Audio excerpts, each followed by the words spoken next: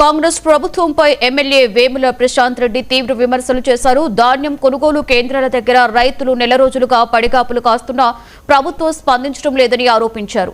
గన్ని బ్యాగుల కొరత, లారీల సమస్యలతో కొనుగోళ్లు నిలిచిపోయాయని, రైస్ మిల్లర్లు తరుగు పేరుతో రైతులను దోచుకుంటున్నారని మండిపడ్డారు. రైతుల సమస్యలపై జిల్లా అధికారులు కూడా స్పందించకపోవడం దురదృష్టకరము అన్నారు. ప్రభుత్వ వైఖరికి నిరసనగా మోర్తాడులో బీఆర్ఎస్ ఆధ్వర్యంలో ఆందోళన కార్యక్రమాలు నిర్వహిస్తామని ఎమ్మెల్యే ప్రకటించారు. వాళ్ళు ప్రభుత్వాన్ని శాసిస్తున్నారు. ప్రభుత్వం ఎట్లా చెప్తే అక్కడ రైస్ మిల్లర్ నీరు లేదు, రైస్ మిల్లర్ ఎట్లా చెప్తే అక్కడ ప్రభుత్వం ఇంటా ఉన్నారు.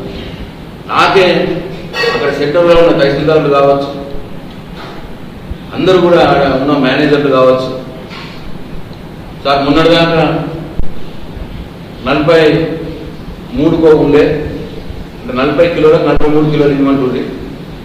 2 రోజుల నుంచి 44 కిలోలు అంటున్నారు.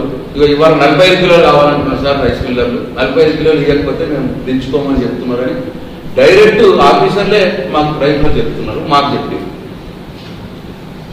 రైతులతో మాట్లాడిస్తే వాటి రైస్ మిల్లర్ కూడా అదే మాట చెప్తున్నాడు, 45 తక్కువ మేము దించుకోమని చెప్పి. అంటే 40 కిలోలకు 5 కిలోలు తరుగు అంటే ఎంత?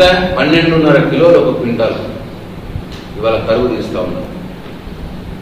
మేము ప్రభుత్వంలో ఉన్నప్పుడు కిలో నర తీసినాం 40 కిలోలు, అంటే 4 కిలోలు క్వింటాల్, ఇవాళ 12.5 కిలోలు తీస్తూ ఉన్నాం. దీని విషయం కూడా చెప్పినాం, అయినా వాళ్ళ కంట్రోల్లో రావట్లేదంటే మరి వాళ్ళు కలిసిపోయినో ఏమో, రైస్ మిల్లర్లు